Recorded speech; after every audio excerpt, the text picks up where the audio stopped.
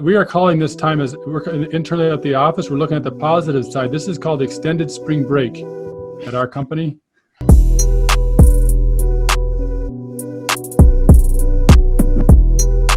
I'm curious on that, Bruce. That's very interesting you say that, actually, and I haven't really heard that comparison, which is a good one.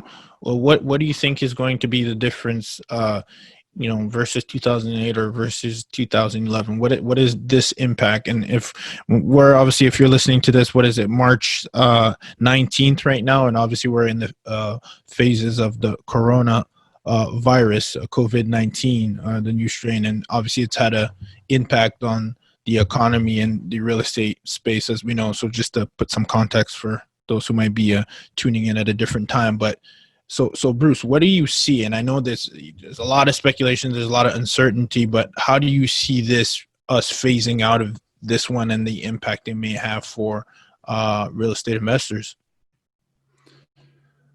That's a loaded. It is. I know it is. Question in a way, because it's really hard to know. But first of all, we are calling this time, as we're internally at the office, we're looking at the positive side. This is called extended spring break at our company.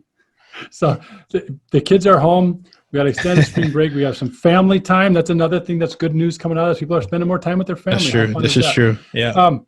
So if you look at events versus crises, if you will, events are like September 11th. I just learned the other day, and I haven't looked too deep into it, but I was told that the market dropped and it was down for 57 days before it reached back to the number that it fell after September 11th. Remember, we had a big turmoil.